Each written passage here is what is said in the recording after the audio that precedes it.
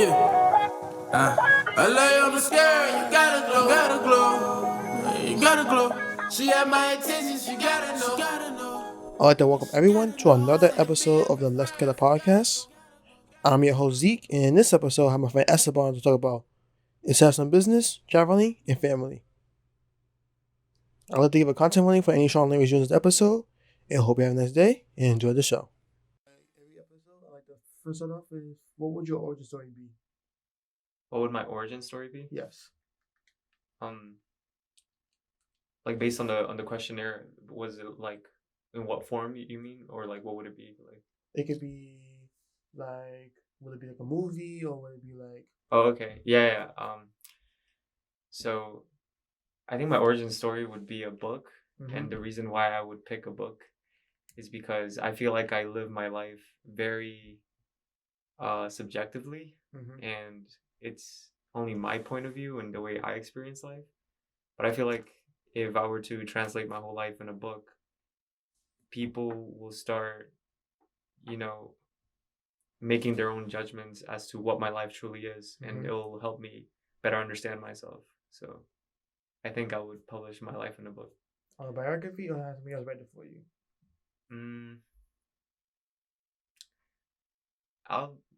I could write it myself. I'll make it realistic fiction. Yeah. Realistic fiction. Yeah. Like, oh, this happened, and add some exaggeration just to make it yeah. make it more suspenseful. Yeah. But I wouldn't be mad with an autobiography as well. But I don't feel like I'm that important. So. Not yet. Hopefully. One day we get there. Yeah. And then with that in mind, do you think it was stuff from your childhood, or do you think it was stuff from when you were in college? Do I think of stuff? What do you mean? What was the beginning point of the story begin? Oh, that's a good question. Truth be told, I don't remember much of my childhood, which kind of sucks. It's not like I don't remember anything, but I do remember. I grew up in Ecuador. Yeah. I came to this country when I was 9. So I do remember my time in Ecuador, spending time with my cousins, family. But I think all years are important. They all make up who you are, but I think the most impactful ones have been for me, my mid-teenagehood to where I am right now. I'm 20, and I'm actually turning 21 the 18th of this month. Nice. So yeah, I feel like it started in high school. I feel like high school when I found my first love. Yeah, that's when it would start. Cool. And with that in mind, you talked about you're from Ecuador. How do you use your culture in your everyday life right now, or like my culture, or like the juxtaposition of Ecuador culture and American culture? That's a good question. I feel like since I am studying international business, I have been, I've become aware of a lot of cultural differences, and we study a lot culture and where it stems from and how it can be dealt with in a professional setting or a public setting or any setting. And I have realized things about myself that have stemmed from my Ecuadorian culture. For example, my desire to be close-knit with my family and being collectivist in nature rather than individualistic. But living here, also, you have social forces that push you to be individualistic, So I feel like the biggest battle that I have on an everyday basis is whether today I want to be individualistic or I want to be collectivist. Whether I want to spend time with my family or rather just allocate some time for me to just do my own thing and study or do what I like. So I feel like that's the main thing that pops up every now and then in terms of like culture. So do you feel like there's a good balance, or do you think it's one or the other? For sure it has to be a balance.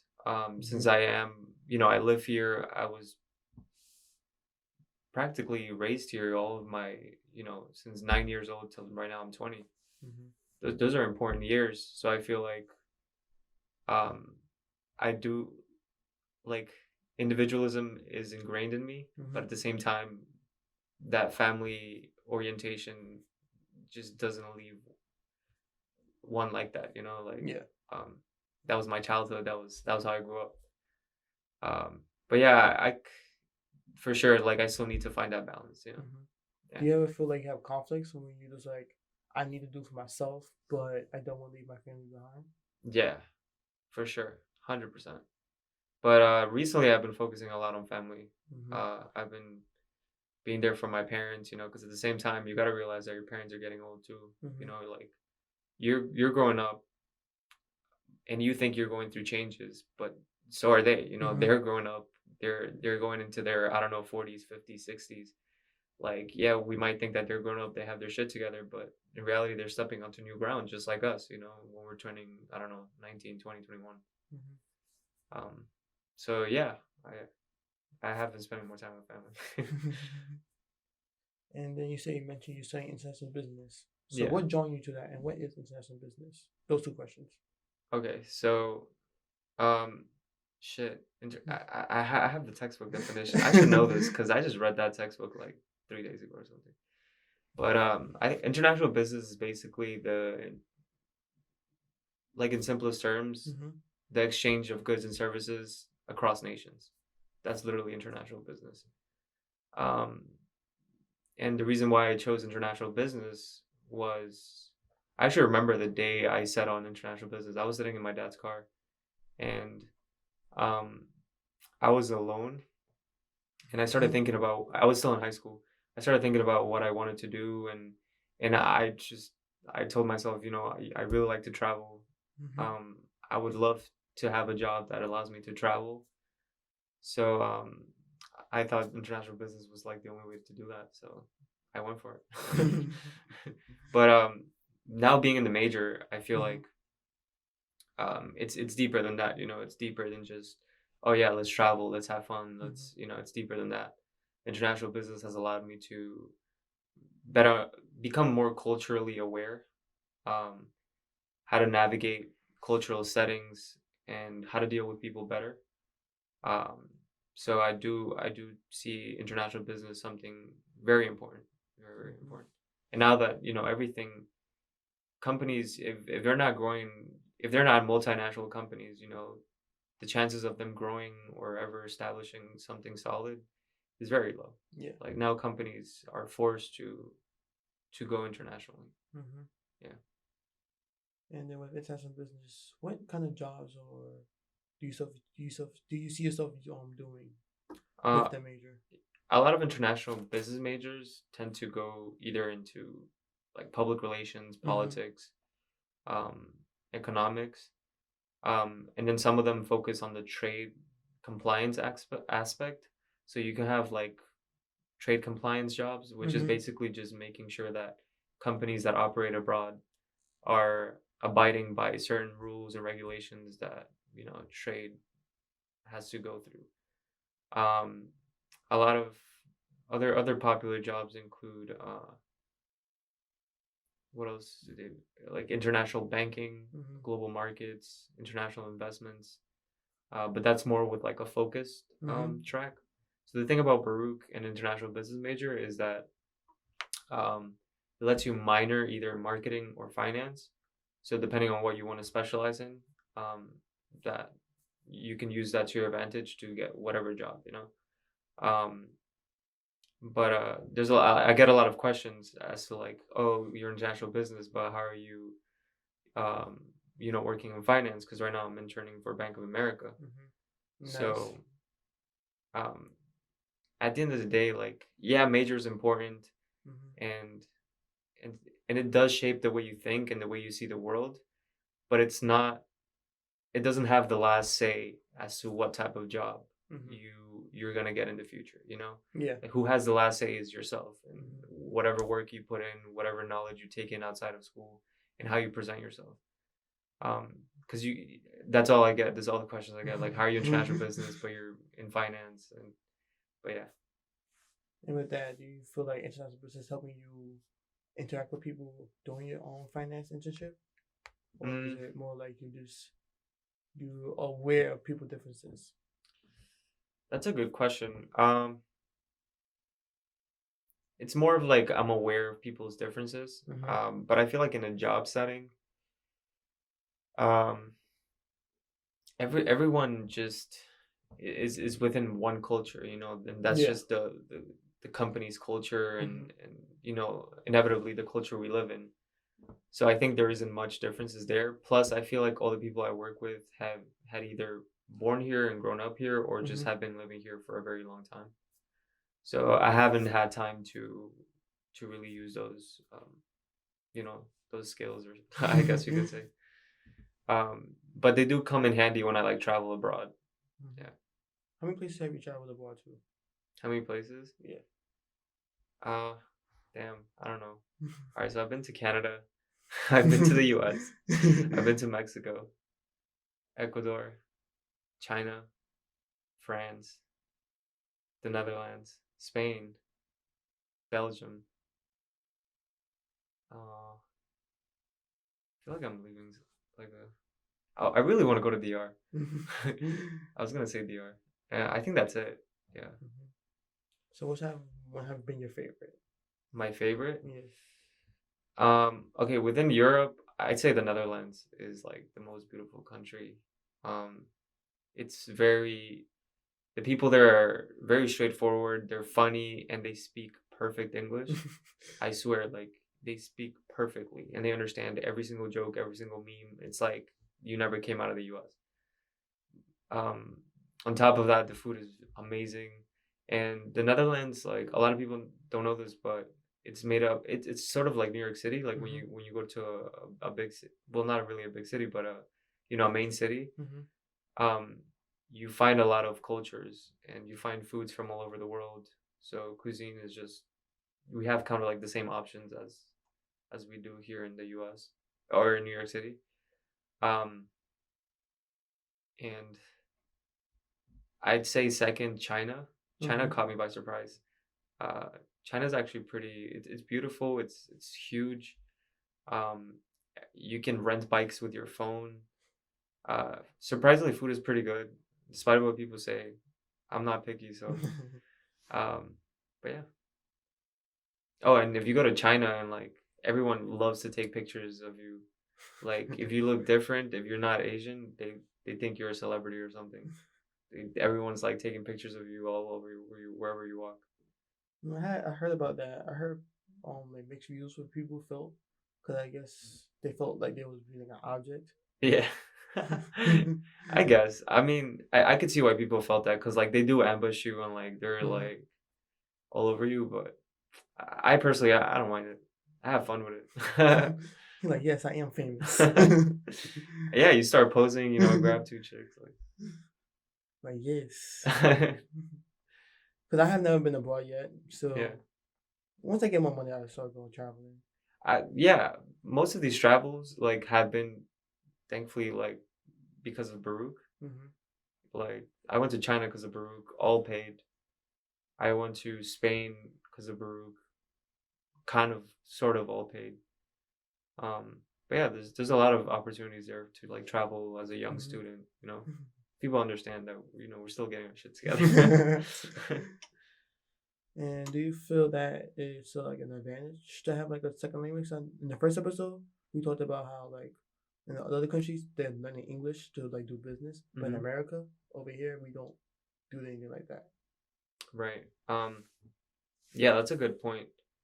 Um, I do think that learning a second language is very important, not only to communicate but also see the world differently. Mm-hmm. Like in one of my international communications classes, we studied language and how it physically shapes the brain Mm-hmm. and it physically gives you the ability to see and understand things that you may not have.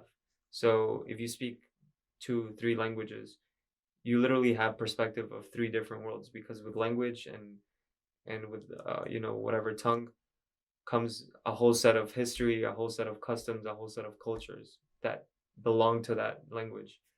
So yeah, I think language is extremely important. And you speak two languages?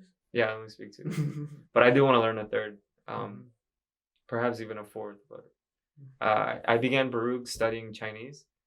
I took one class. You know, fortunately, I got a B, so it's not that bad. But Yeah. I was like, nah, I can't do this. I can't be graded on my Chinese skills. Yeah. And then we're traveling. So you grew up. You came here when you're 9. So did you? How does it feel to have like two different cultures finally like having an influence you as you're growing up? Mm, it affects my choices, because like I told you, it all comes down, especially for me. Mm-hmm. You know, this is my how I see it. It just comes down to me being like Latinos are very close knit. Everything is family first. You can't do anything without consulting with your family first. It's like you're not the, I guess it sounds harsh, but like you're not the owner of your own life, I guess. Cause like you gotta always be with your parents and all that, but yeah, it is a struggle. Mm-hmm. It's definitely a struggle, especially now that I'm becoming older and I'm starting to set my own sort of values, my own sort of views of the world, and they vastly different from my parents, like extremely. And we get into fights. Well, not really into fights. It's more like just disagreements. Disagreements about it. All civil and stuff. Yeah.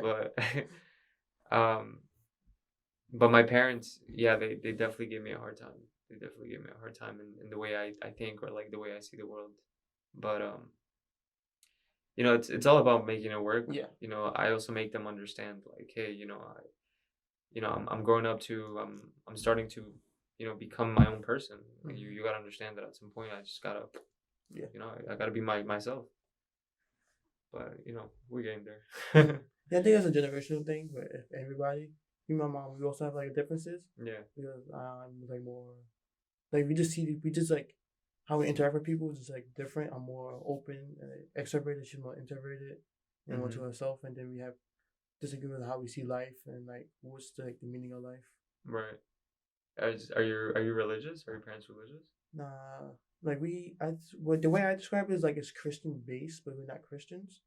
Like we believe in God and everything like that, but like we're not gonna go to church and everything, and we're not gonna do like all the ceremony and stuff like that. But like their values and everything is very Christian. Like right. So where did your parents grow up? Well, everybody in my family grew up in America.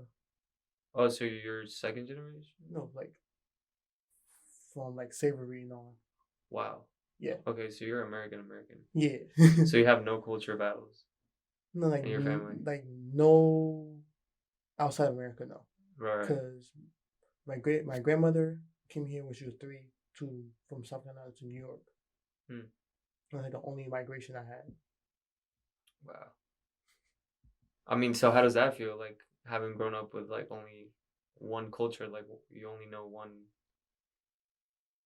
I guess you can say one way to live. I think it was more like I never had like an identity crisis, but it's more like I noticed that I didn't have something else. Like a lot of my friends had like either Caribbean culture or Latin culture. Yeah. And then I just like, oh yeah, I have American culture and that's it. Cool. And then it's more like just thinking about like what is American culture then, and then what is Black culture. Yeah. Right now, Black culture is American culture because that's so cool. Yeah, for sure, yeah. And then just think about all the things you're interested in, and then like how everybody else just interacts. I remember in I think it's in a different episode. I think 7th, 8th grade, I had to write an immigration paper. I had my family immigrated to America, and I was just like, I can't do this. What did your teacher say? Because the unit was immigration and migration, so I had to write about migration. How my great grandmother migrated from South Carolina to New York. Wow. But the funny part is when everybody asks me where you from, and then you say America, they're like, no, where you really from? Like, no, America. They're like, where your parents from? America. Grandparents, America. Then they're like, okay. Yeah, after like 2 generations, like you sadly you're basically American. I'm kidding. Yeah. What do you think of the Super Bowl? Super Bowl, I wasn't really paying attention, but I was like, what about the commercials? The commercials? So it wasn't paying attention, but the game itself, I wanted Patrick Mahomes to win. I mean, yeah, That's it. I don't know anything about football, so. Me neither. I was like, I want Patrick Mahomes to win. Why? Because he's black. But yeah, commercials were good. The Yeah. only thing that I don't you saw that electric Mustang? Nah. There's a new electric Mustang like coming out. I think by the end of this year. It looked pretty weird. What other commercial was pretty good? Oh, there was one. Like there was a commercial by like the New York State, I think, and it was like literally about being nice to people and like loving each other. Like that's how you know like New Yorkers are like really rude. I don't know. I seen like a meme online, Facebook. It was like New York is not rude. Is that we give each other mental space because we are so close together that we give each other mental space. But if somebody needs something, we'll be there because the person was like, somebody was on like a train, so they Yeah. didn't know where it was going, and then somebody just yelled out like the location of where they was going, the destination, and then he was like, "Yeah, I got this," and then people saw working together to figure out how to get them to where they had to Yeah. go. Nah, that's true. That's true. I absolutely agree that. Like everyone's mean mugging, but then you ask them and they go softy. Yeah. No, yeah, just go here, here, here. If you're going here too, you're going too far. Yeah. What's up? No, I always lose my train of thought when I answer questions. Asking questions. I mean, don't you? Yeah. And so, what else do you do for fun? What do I do for fun? Yeah.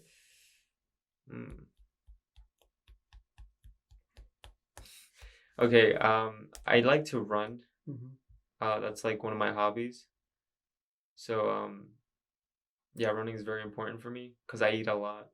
I don't diet, so I do see running as important because I gotta lose weight. Mm-hmm. What else do I like to do? I occasionally like rock climbing too Mm-hmm. as well. I go out a lot with my dog. I have a husky, and eating, trying new places, trying restaurants, wines, so good. What else do I like to do for fun? YouTube, bro. I spend so much time on YouTube. It's not healthy. I deleted social media actually. I deleted it in October. I was like, I'm getting too distracted. I gotta do my own thing. But I've only fallen into the trap of YouTube. Only to fall into the trap of YouTube. So, what you watch on YouTube? What do I watch? Yeah. A lot of motivational videos. A lot of videos on how to invest. Mm-hmm. Some videos on real estate. But then the fun, like the fun content. Mm-hmm. I watch Joe Rogan, of course. Of course. Do you know who Jordan Peterson is? I think I heard his name. He's like a clinical psychologist, but he teaches at the University of Toronto. Mm-hmm. He's Canadian. He's really good. He talks about psychology and he gives a lot of tips on how to deal with a lot of things in the world. He wrote a book called The 12 Rules of Life. Mm-hmm. I have not read it yet, but it's on my list. What else do I like to watch on YouTube? Casey Neistat, H3. Recently I got recommended Jenna Marbles. You know who that is? Yeah. Dude, her content is so funny. Like, yeah, I admit, like, I watch Jenna Marbles. Like, lately, I was just watching her content literally for like 3 days straight. And like, all she does is like play with her dogs or like does some stupid shit. It's so funny. Oh, wait, can I curse you? Yeah. Okay.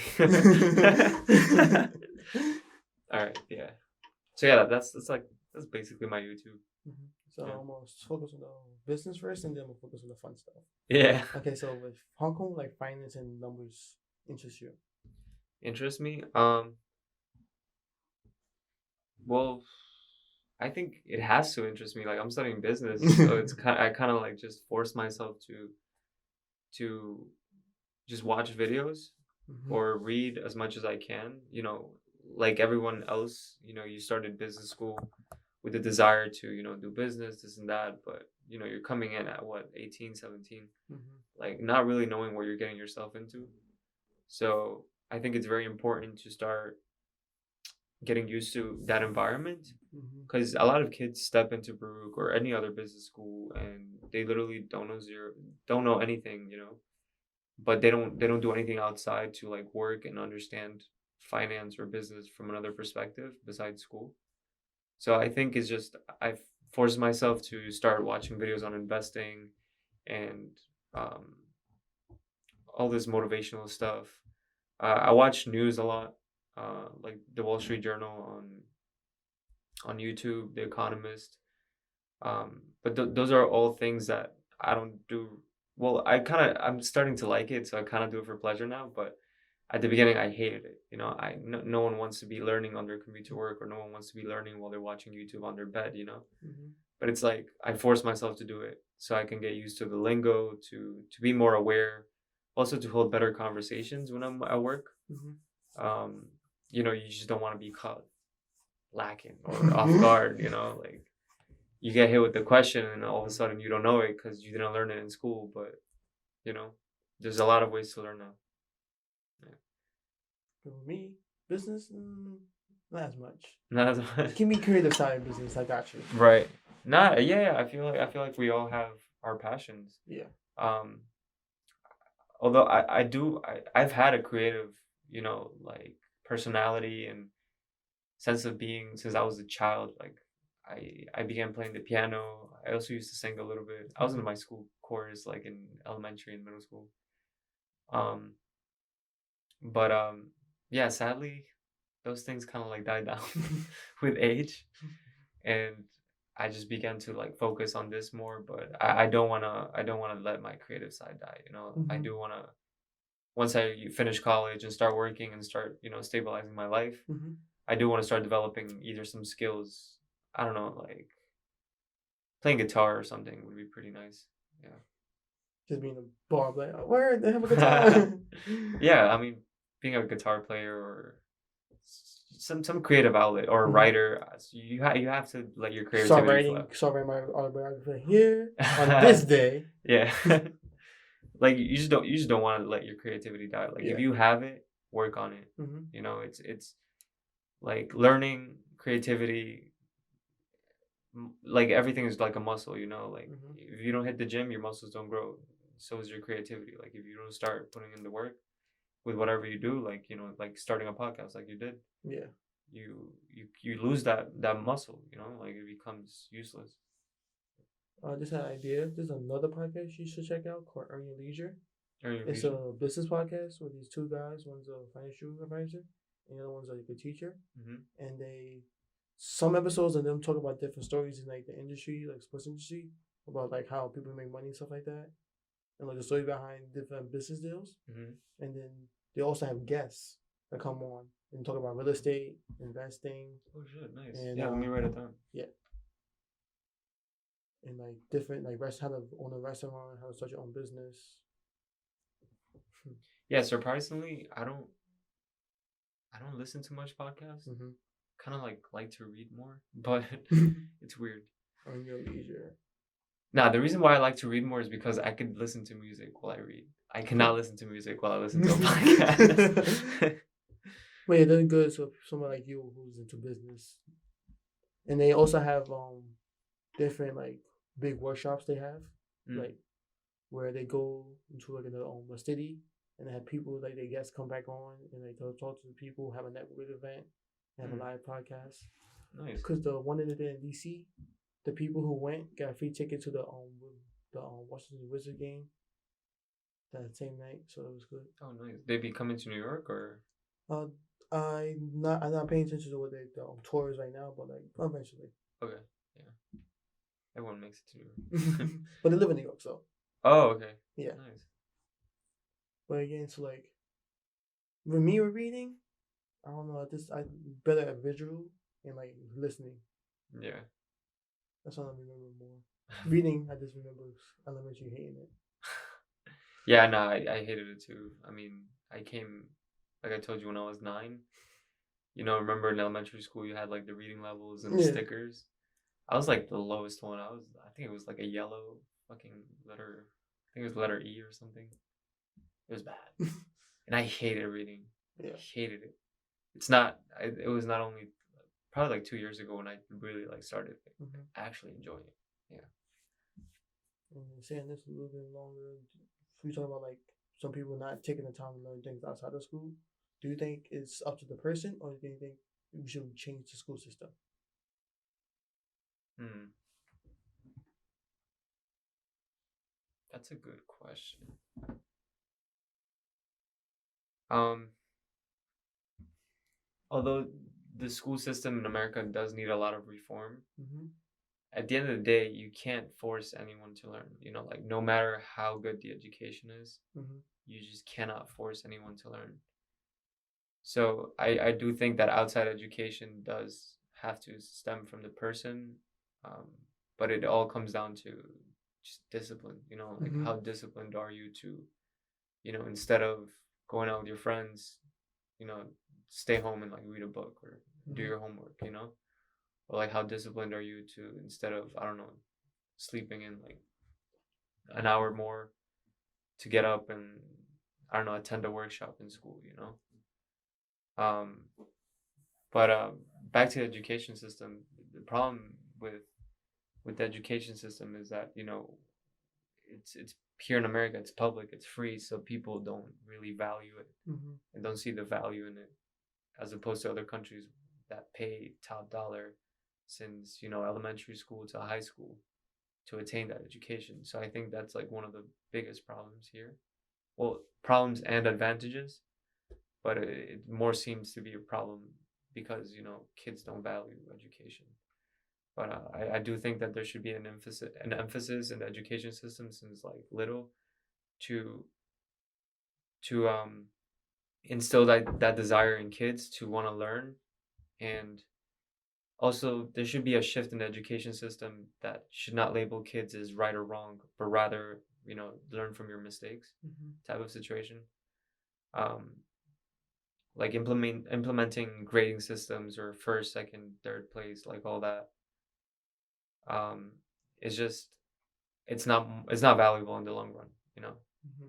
because then it just creates like these are fucking Gary V's words. Like it just creates people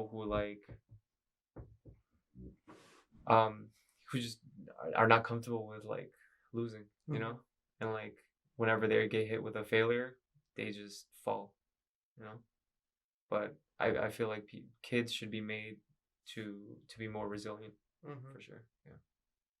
So I'm gonna ask you one more question on this, and then we'll switch to fun stuff. So when you fall, how do you get back up? When I fall, um, I mean, when I go through stuff, um, you know, it hits me hard. You know, I'm human too. You know, Yeah. although now that I'm more aware of it and more aware of the situation and how to handle it, I cope with it better. Mm-hmm. For example, like when I got hit with something, I don't know, like a few years ago. This is just an example. Um, like, or I could say like my freshman year, right? Like I would sometimes like I would fall back on assignments, or like miss an appointment that I had or whatever, or didn't get an offer to somewhere I applied. You know, like, and it would literally like depress me the whole day. Sometimes I would like not even want to come out of bed. Like it sucked, you know. And but now you realize that your time is very very limited, and um, you know, one failure and being stuck on it and thinking about it is not going to change it, or it happened already, you know. Yeah. So the way I tackle failure now is okay, it happened, what can I do to either overcome it or just change the situation, because life for me is all about solutions, you know. Yeah. You can't dwell on the past, you can't dwell on what you failed at. You could just be responsible for the future and where you're going forward, you know. um Another thing, it's like, well, like life is like very long, you know. Like people, well, I fall victim to this too, but like we think that we have such a limited time to like make a name for ourselves, you know. Like Yeah. us, like we think our 20s is the age where we have to make a name out of ourselves, and if we don't come by out and if we don't come out of 25 with a certain amount of money or a certain amount of prestige, like we're just going to be nothing or whatever, you know. Like the key is to remain patient and just make mistakes along the way. Like, it happens. You have your mistakes, you have your wins. Um, but yeah, just realize that life is long and you got a shot at everything for a long time. Yeah. Nice words of wisdom. So let's go back to YouTube. So you talk about like Casey Neistat and the Marvels. Yeah. So you like their lifestyle? Or do you more like just why they entertaining to you? Casey Neistat. I got introduced. Well, I got introduced to him. I think probably like in 2016, somewhere around there. But his vlogs was like what interests me the most. I think the way he just films videos, edits them, is like what really grabs attention. But I love Casey's lifestyle. Like he's a runner. He literally religiously runs every morning, and he like he runs miles too. He runs like 10 to 13 miles in a single morning. He'll be like, oh yeah, it's just a light run. um, but on top of that, Casey, like, his story is so powerful because he moved to New York City when he was like, I think, in his 20, literally my age right now, and he had a kid behind. He had like a 2-year-old kid, but he came to New York City, literally dirt poor, nothing. He lived in an RV in, I think, Connecticut, and he started working his way up. He had this desire to make videos, make films, and he just worked at it. Like, took shitty jobs at the beginning, but through those jobs made connections and got to where he is now. Now he has like more than, I don't know, like 10 million subscribers, I think, on YouTube. He's made a huge name for himself, and on top of that, like, he's had a lot of he has made like advertisement for companies as well. So yeah, I think Casey Neistat is like, it's a really, really good guy. Yeah. And Jenna Marbles, I don't know. I just stumbled upon her. I don't know much about her life, but she's just funny, bro.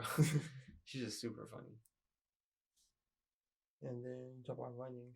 So I seen you LinkedIn, you did your high school track team. Yeah. How was that?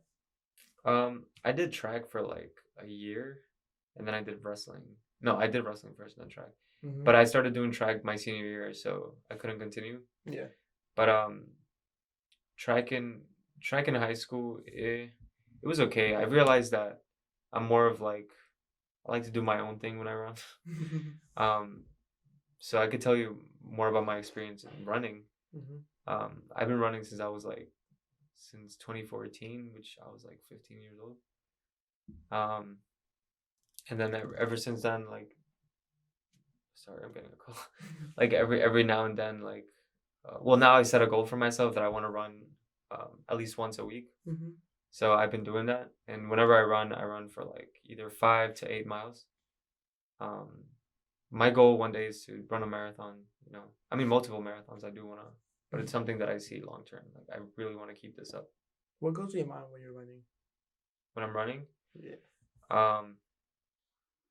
Let's get it. Literally. I have to run with music. I have to make a playlist before I go. I warm up and I start like jumping, and then I just like take off. And when I run, sometimes I'd just be singing, like, literally I'd be like fucking rapping while I'm like running.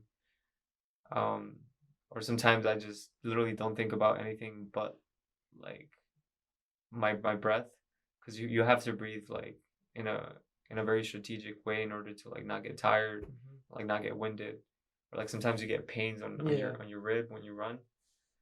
The way you get rid of those pains is like you gotta breathe in deeply through your nose, then out your mouth multiple times, but like hard, and then that goes away. But that goes on with my mind when I run. But I also get runner's high, which actually I made a paper about runner's high. Like, not a lot of runners get it, but luckily I'm fortunate to get it. Basically, a runner's high is your body, whenever it runs, it emits endorphins, and these are endorphins basically help you like numb your legs. So endorphins are released when you're in danger. For example, when we were, I don't know, cavemen. A fight and flight. Yeah, we would be attacked. Let's say there was a dinosaur, right? And like you had to run from it. Like a small. You would run so hard and so fast that sometimes you could feel pain in your legs. But endorphins actually are released, and they help you like numb it, but at the same time they give you like this chemical reaction in the brain that feels like it makes you actually like enjoy, like you just feel loose, you feel free. That's the way I could describe it. Yeah. And you also mentioned rock climbing. Oh yeah, rock climbing. Yeah, it's a recent hobby that I started. I started it because I watched Alex Honnold. He's like a professional rock climber, one of the best in the world actually. He climbed El Capitan, which is like a mountain in California, off in Yosemite, without a harness. Like, and it's a climb that I think sometimes like it takes weeks to do. Like it's a climb that is so big that you have to, climb, then camp a little bit with like those hanging tents, and climb more, and then camp, climb. But he did it in one go, and he filmed it in one movie. Like one day or like in one day, literally one day, no harness.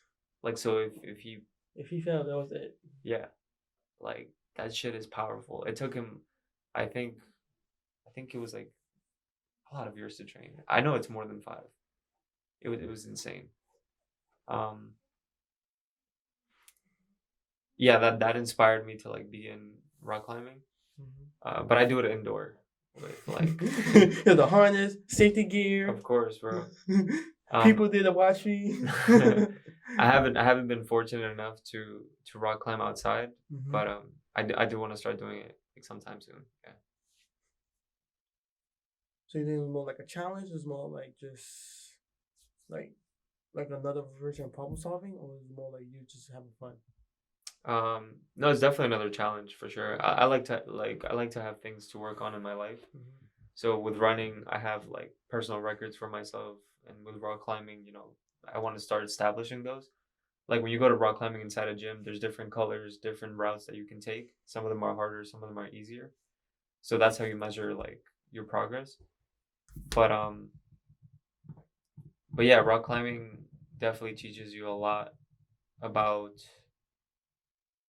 like, you'd be surprised. Like you could be the most aki dude, and then you could get beat in a climbing competition by the most scrawniest dude, because rock climbing is all about technique and how you use your arms.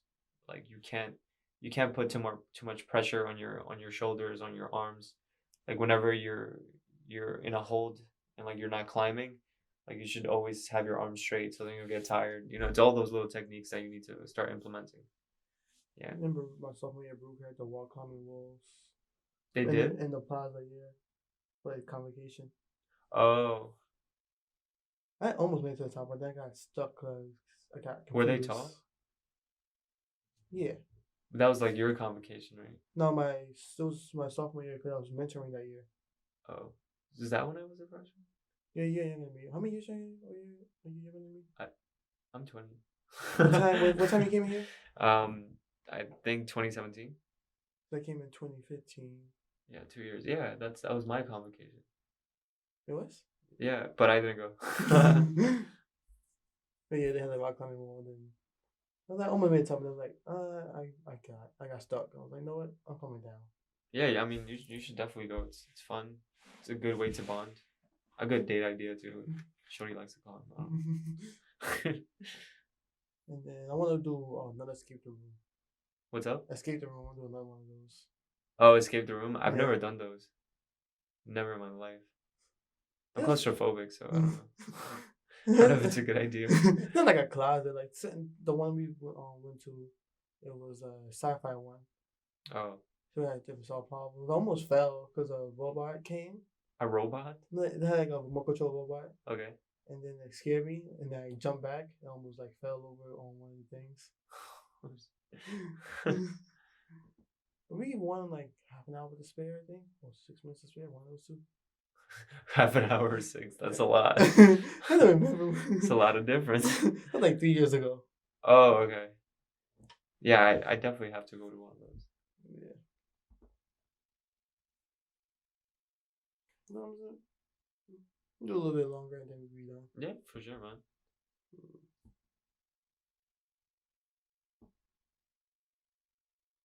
I'm about to edit that out. Mad empty space. Yeah, for sure. So have you learned any lessons in like life or like anything of that sort? Lessons in life.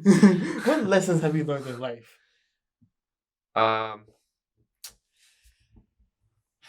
Yeah, a lot of lessons I've learned. Most of them recently.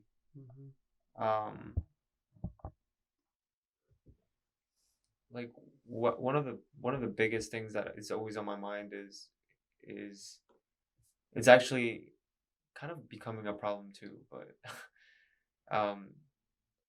like your parents always tell you from little, like, be careful who you surround yourself with, be careful who you start being influenced by. And it's not only till recently, well, not so recently, probably like a year or 2 years ago, that I began to really see like what that meant and how it begins to unfold. And since I've started setting goals for myself as to who I want to be in the future, I know that I have to start working on those things now. Like you just can't become someone overnight or over a year, over 2 years. It just takes years, almost a lifetime sometimes. But I started, like, one of the biggest lessons that it's always in the back of my head is, be careful who you surround yourself with. And unfortunately, like, it has worked for me like perfectly because I feel like I've become more focused, more disciplined. Like I actually get the things that I have to do or that I want to do done, and that's very important. But at the same time, I feel like I've pushed a lot of friends away, or a lot of good friends, but with maybe just bad habits. And I've realized that it's just made me very, like, not tolerable to, I guess you could just say, bullshit, But I say that's unfortunate because, at the end of the day, like, people are flawed, like, you can't make sure, you can't be picky with, like, oh, I want to be friends with this guy, but he has this, or this friend has that, but he has this. Like, and I started to realize, like, in the past couple months that, like, that's something that I do have to change. Like, yeah, it's okay to be reserved as to who you give your time to, and who values you as a person, because I feel that's important to me. Like, if I'm giving my time to someone, I want to make sure that I'm feeling valued, and that we're sharing time, like quality time. Like, I don't want some half-ass friendship, or like some half-ass time spent together, like, and I felt like a lot of my friends were giving me that, and kind of like made me back off. But at the end of the day, like, you miss them, you miss being social. But that's something that I have to work on. Yeah.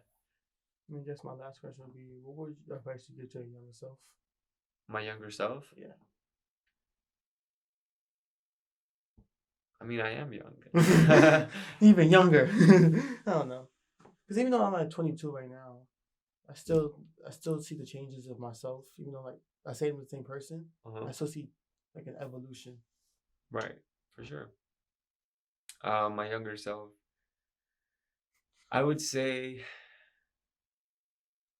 just to deal with people differently. I feel like in my past, I've always been, like, I was always, like, surrounded by people, like, and I thought that, like, I would never, like, run out of friends, or like run out of people to be surrounded by, because, like, I was kind of popular back in high school, and like I had like a lot of friends. So that kind of like went over my head, and it kind of like not made me really value or kind of like make relationships grow and become something good. Kind of like took it for granted, and then people, started coming and going. But I do wish that a lot of friendships that I've had in high school like still remained, and like I still had them around, because it would have been nice to like grow up and see where they're going, see where I'm going. But yeah, that's what I tell my younger self. Just deal with people differently. When you like foot, you like, yeah, I still keep the ideas. Yeah. So I guess I bring that episode close. So the last question is, what would you name your origin story? What would I name my origin story? Yeah.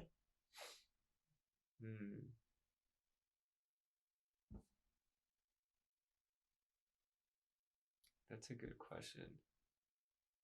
I know I want it to be a one-word title, but I don't know which word.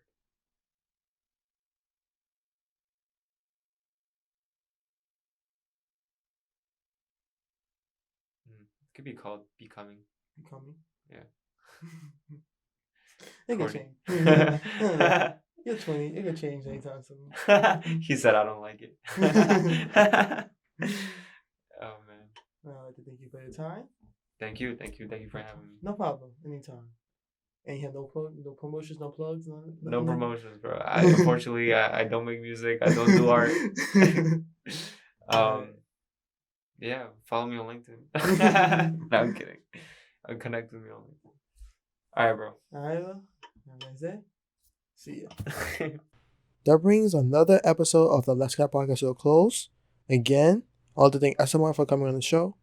And for next week, I will be chatting with my friend Kenneth about various topics of anime, music, and much more.